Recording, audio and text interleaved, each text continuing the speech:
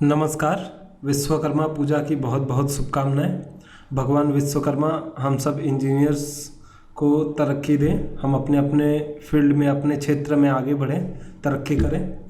तो मैं अभिजीत सिंह आज आपको बिज़नेस अपॉर्चुनिटीज़ सिविल इंजीनियरिंग में जो है उनके बारे में बताने वाला हूँ कि समझिए बहुत ऐसा है जो अपना बिज़नेस करना चाहते हैं। ऐसे बहुत हैं बिज़नेस करना चाहते हैं क्योंकि ये फील्ड ही ऐसा है जिसमें आप बिज़नेस में उतर सकते हैं, लेकिन उनको पता नहीं है कैसे करना है, क्या करना है। सजेशन चाहिए होता है। मैंने भी कुछ स्टार्ट किया था तो इधर उधर बहुत कुछ पूछा, बहुत कुछ सीखा, कैसे क्या स्टार्ट करना है, क्या नहीं करना है। तो चलिए ये वीडियो को शुरू करते हैं। तो सबसे पहले हमारा जो पहला है वो हम कैसे जॉब करेंगे। सबसे पहले समझिए आपको थोड़ा तो एक्सपीरियंस काम का लेना पड़ेगा या आपको उस फील्ड का थोड़ा नॉलेज होना चाहिए जिसके आप कॉन्ट्रैक्टर बनना चाहते हैं। तो सबसे पहला बिजनेस जो आता है वो है कॉन्ट्रैक्टर का, एक सिविल कॉन्ट्रैक्टर का। तो सिविल कॉन्ट्रैक्टर समझिए ऐसे बनते हैं कि ऐसा आप स्टार्टिंग में ही मत सोच लीजिए कि आप कोई सरकारी काम करेंगे या कुछ भी। समझिए आप जहाँ पे काम करते हैं या जिस फील्ड में आप काम करते हैं, समझिए कि आप कोई बिल्डिंग का इंजीनियर हैं, समझिए किसी कॉन्ट्रैक्टर के अंडर में हैं आप, या किसी हाईवे कंस्ट्रक्शन में है, वहाँ पे कॉन्ट्रैक्टर वगैरह रहते हैं या किसी कॉन्ट्रैक्टर के अंडर में है आप। तो क्या है, हर कॉन्ट्रैक्टर अपने अंडर कुछ कॉन्ट्रैक्टर रखती है। तो जैसे बहुत जगह मैन पावर सप्लाई करना होता है, ऐसा होता है कि कोई ऐसे जगह पे गया कॉन्ट्रैक्टर जहाँ पे उसको कोई जान पहचान नहीं है या उसके पास कोई टीम नहीं है काम करने के लिए, ठीक है। मैन पावर लेबर जो जुगाड़ करने का होता है, ये भी एक बहुत बड़ा टास्क है। लेबर कॉन्ट्रैक्टर्स वगैरह भी बहुत बड़ा टास्क है। फिर कुछ मटेरियल्स ऐसे होते हैं जो कि जो बड़ा कॉन्ट्रैक्टर है वो नहीं जुगाड़ कर पा रहा है, तो वो क्या करता है, अपना रिस्पॉन्सिबिलिटी छोटे छोटे अपने नीचे वाले वेंडर्स को दे देता है या छोटे कॉन्ट्रैक्टर्स को दे देता है। तो जो भी हो, आप अपने फील्ड में छोटा काम करें बड़ा काम करें, आप स्टार्ट करें एज अ कॉन्ट्रैक्टर। तो सबसे पहले आपको कॉन्ट्रैक्टर बनने के लिए क्या क्या चाहिए वो आप जान लीजिए। सबसे पहले आपके पास आधार कार्ड होना चाहिए। सॉरी, यहाँ पे आधार का स्पेलिंग मैंने गलत लिख दिया है, चलिए उससे कोई इशू नहीं है। तो आधार कार्ड चाहिए, पैन कार्ड चाहिए, और बस 40 लाख का अंडर में आपका अगर 1 साल का टर्नओवर है तो बस इन्हीं दोनों पे आपका काम हो जाएगा। आपको कोई जीएसटी वगैरह नहीं बनाना है क्योंकि जीएसटी आपका जो कॉन्ट्रैक्टर है वही फाइल कर देगा। अगर 40 लाख से ऊपर है तब आप जीएसटी अप्लाई करेंगे तो आपका प्रोप्राइटरशिप बनेगा, ठीक है। वो एक तरह से आपका सोलो कंपनी बन जाएगा, या आप चाहें तो फिर अपने कुछ दोस्त के साथ करना चाहते हैं तो पार्टनरशिप बनता है, या समझिए और एलएलपी लिमिटेड लाइबिलिटी फर्म वगैरह बनाना है या प्राइवेट लिमिटेड फर्म बनाना है। तो इन सब के लिए मतलब ये सब काम जो है ना, जो आपका 40 लाख से जो भी काम ऊपर गया, तो आप सबसे पहले एक अच्छा सीए को ढूंढिए। सीए या जो भी ये आपका बिजनेस कंसल्टिंग करते हैं, मैं सीए इसीलिए सजेस्ट करता हूँ क्योंकि सीए क्या होता है, वो आपको एकदम सही सजेशन दे पाएंगे। जो लोग जीएसटी प्रैक्टिस करते हैं उनके पास नॉलेज तो होता है, वो काम करते हैं सब कुछ का, लेकिन एकदम सही से जो बताने वाले हैं ना, क्योंकि क्या है, हमारा टैक्सेशन का रूल हमेशा चेंज होते रहता है। तो ये एक सीए का जो फर्म है, सीए कंपनी है या कोई सीए है, तो वो कुछ चार्ज भले लेंगे लेकिन आपको सबसे बेस्ट सजेशन देंगे और आपको बिजनेस बढ़ाने में भी आपका मदद करेंगे, या आप कोई ट्रांजैक्शन लेके कोई इशू आया उसमें भी बहुत मदद करेंगे, जो एक जीएसटी प्रैक्टिशनर को उतना नहीं पता होता। तो सबसे पहले तो आपको कॉन्ट्रैक्टर बनने के लिए ये सब चाहिए, जो मेरे को सच में नहीं पता था। उस टाइम मेरे को लगता था कि कैसे जीएसटी बनाना है, कैसे करना है, बहुत बड़ा काम है, इधर उधर मतलब किसी से खुल के पूछ भी नहीं सकता था कि क्या है नहीं है, कोई सही से वैसा सजेशन नहीं देता। क्योंकि सबको हर चीज़ का नॉलेज नहीं होता, या बहुत जन बताना नहीं चाहते, या बहुत जन आपका बात समझ नहीं पाते। तो सबसे पहले कॉन्ट्रैक्टर बनने के लिए आपको ये सब चीज़ चाहिए। तो समझिए 40 लाख का नीचे का काम है तो आपको कोई इशू नहीं है, ठीक है। मतलब ये मटेरियल सप्लाई का काम हो या मैन पावर सप्लाई का काम हो या कोई सर्विस का काम हो, अगर इतना में है तो कोई दिक्कत नहीं। अगर जीएसटी 40 लाख से ज़्यादा होता है तो जीएसटी बनवाइए, और जीएसटी आपको एक्स्ट्रा कंपनी की तरफ से मिलता है बिल के साथ, उसको आपको फाइल करना है। तो उसमें भी कोई दिक्कत नहीं आता है, बस वही फाइलिंग का जो चार्जेस वगैरह लगते हैं, मतलब खुद से करें तो नहीं लगता है, लेकिन वैसे जैसे मैंने बताया कि खुद से करेंगे तो कोई इशू वगैरह आया तो फिर आपका दिक्कत हो जाएगा। उसी के लिए हम लोग सीए या जीएसटी प्रैक्टिशनर वगैरह हायर करके रखते हैं। वो मंथली कुछ चार्जेस लेते हैं, कोई फिक्स्ड चार्ज लेता है, कोई टर्नओवर के ऊपर लेता है। तो ऐसे करके करते आप स्टेप बाय स्टेप आप कॉन्ट्रैक्टर से, छोटे वेंडर से आप बड़े कॉन्ट्रैक्टर बन सकते हैं। फिर आप अपना क्रेडेंशियल बनाइए और आप आगे गवर्नमेंट जॉब के लिए अप्लाई कर सकते हैं। तो ये जैसे कॉन्ट्रैक्टर का एक बेसिक पार्ट हो गया, ये मैं इसीलिए बता पा रहा हूँ क्योंकि ये चीज़ में मुझे नॉलेज है, इसीलिए।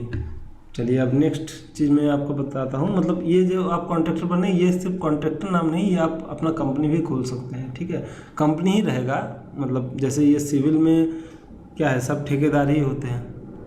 अब लार्सन एंड टुब्रो जैसा कंपनी भी वो ठेकेदार ही है, कॉन्ट्रैक्टर ही है, ठीक है। तो छोटे या बड़े कुछ भी हो, कॉन्ट्रैक्टर रहते हैं, और ये एक कंपनी है, ठीक है।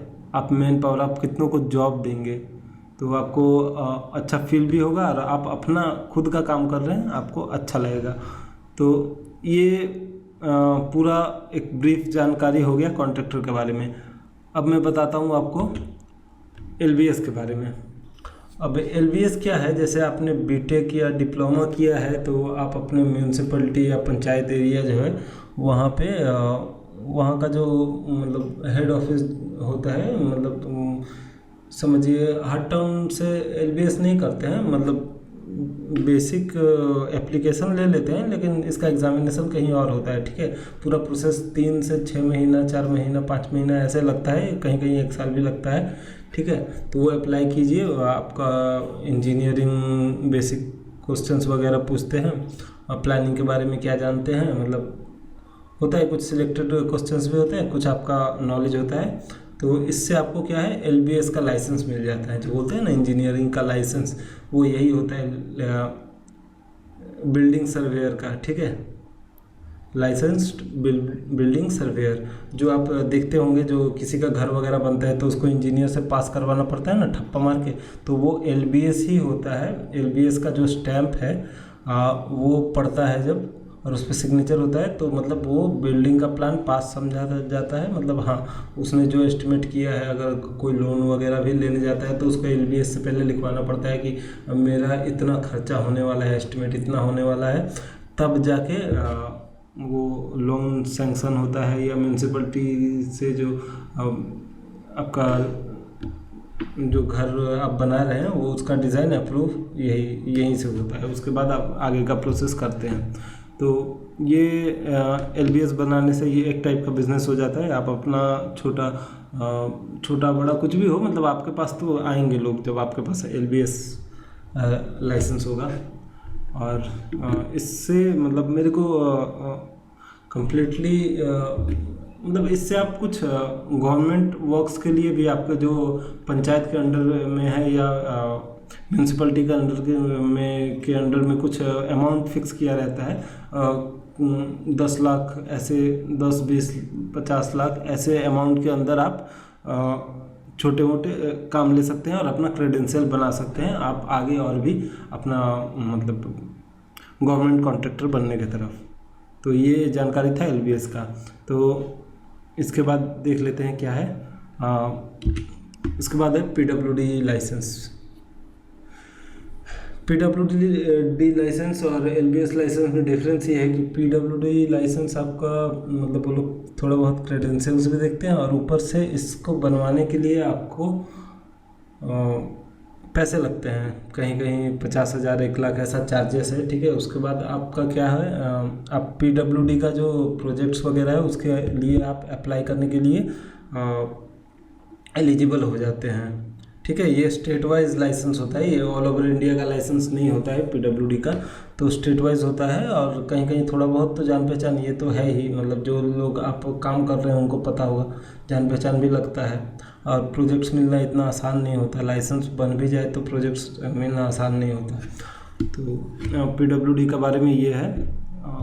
तो PWD समझ लीजिए एक बड़ा स्टेप हो गया। उसके पहले मैंने जो जो स्टेप बताया है वो सब आप फॉलो करते जाएंगे तो ये सब उतना मायने नहीं रखेगा।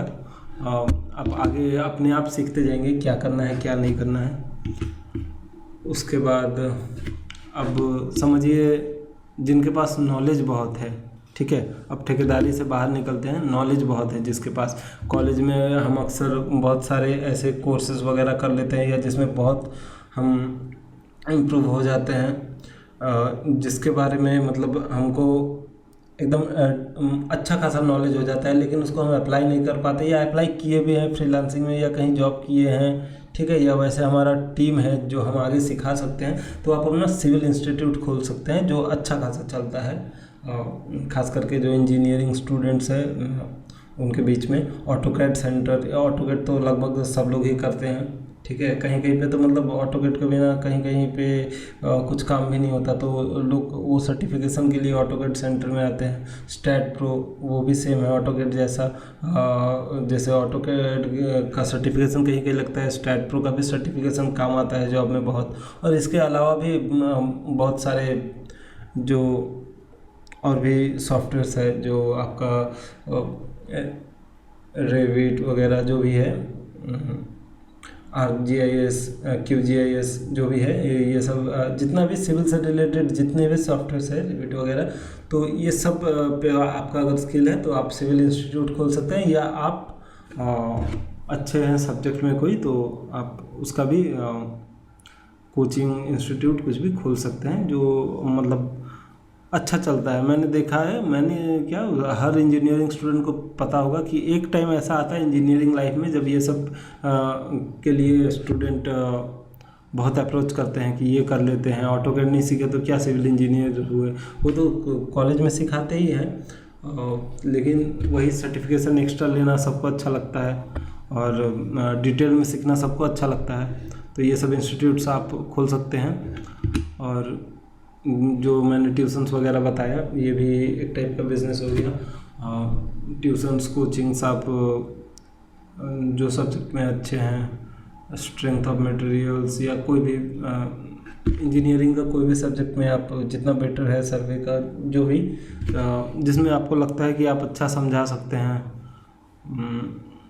अच्छा पढ़ा सकते हैं, तो आप ट्यूशन्स कोचिंग्स इंस्टीट्यूट्स खोल सकते हैं जो मतलब टीचर्स का एक अलग ही लेवल का रिस्पेक्ट रहता है हमारे सोसाइटी में, और इंजीनियरिंग स्टूडेंट्स के बीच में भी जो अच्छा से समझा सके, जो कि हम बहुत चीज़ है जो कॉलेज में नहीं सीख पाते या हमारे टीचर से हम वैसा ले नहीं पाते हैं, तो अक्सर बहुत जन ट्यूशन करता है। तो आप इसका भी बिजनेस कर सकते हैं, ये भी ऑप्शन है। उसके बाद और एक आता है सिविल इंजीनियरिंग इंडस्ट्री के जितने भी स्टॉक्स हैं उसका आप दुकान खोल सकते हैं। इसके लिए भी आपको थोड़े बहुत नॉलेज चाहिए, आपने कहीं काम किया है, आपको पता है कौन सा मटेरियल डिमांड में है, आपको थोड़े बहुत मार्केटिंग का नॉलेज है या इंटरेस्ट है स्टार्टिंग से। तो जैसे कहीं पे अपने डिमांड, यहाँ पे डिमांड सप्लाई का बात आता है, जैसे आपने कहीं देखा सेफ्टी आइटम्स का बहुत कमी है यहाँ पे इस लोकेशन पे, यहाँ इस लोकेशन के आसपास ये ऐसा कुछ नहीं है, यहाँ पे ऐसा स्कोप दिख रहा है कि सिविल इंजीनियरिंग का चलते रहेगा अभी, तो आप वैसा खोल सकते हैं। या अभी आप इपॉक्सी वगैरह जो कि हर जगह अवेलेबल नहीं है वो सब का सेटअप खोल सकते हैं। ये जो भी है ऐसा मटेरियल्स जो ऐसा है कि मतलब यूनिक है, जो एक सिविल इंजीनियरिंग को बेटर पड़ता है। मैं सीमेंट का दुकान का या ईंट का दुकान का बात नहीं कर रहा हूँ, ईंट बालू ये सब का नहीं कर रहा हूँ। मैं ऐसा आइटम्स बोल रहा हूँ जो सिविल इंजीनियरिंग मटेरियल साइंस हमारा था, जैसे इक्विपमेंट्स हुआ, कुछ भी हुआ। तो ऐसा है कि ऐसा चीज़ जो आपको ऐसा हो कि मतलब बाहर कोई ढूंढने जाए तो जल्दी ना मिले, लेकिन अब एक सिविल इंजीनियरिंग जिसने किया है उसको तो बेटर पता होगा हर चीज़ के बारे में। तो आप ये सब का दुकान भी खोल सकते हैं, ये सब भी अच्छा स्कोप है। और फिर फ्रीलांसिंग है। फ्रीलांसिंग एक टाइप का वैसा ही हो गया, जितने चीज़ मैंने अभी तक सब बताया है वही सब एक टाइप का कॉन्ट्रैक्टर जैसा ही हो गया। पर फ्रीलांसिंग में ये होता है कि आप जैसे काम यहाँ से लेके उसको काम दे दिए, जैसे आपने कंपनी से काम लिया वेंडरशिप पे अपने पे, लेकिन वो काम किसी और को दे दिया, तो ऐसे करके भी आप कमीशन बेस्ड काम कर सकते हैं। तो बहुत ये सब सारे मेथड्स से जिससे आप मतलब बिजनेस अपॉर्चुनिटीज़ है सिविल इंजीनियरिंग में। तो ये सब इन सब पे कोई भी क्वायरी हो आपका तो मुझे ज़रूर बताएं। और हैप्पी विश्वकर्मा पूजा। आपका इंजीनियरिंग लाइफ अच्छा बने, आप अच्छा कमाएं, आप लोग सब आगे बढ़ें।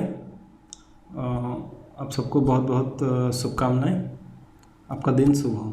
धन्यवाद।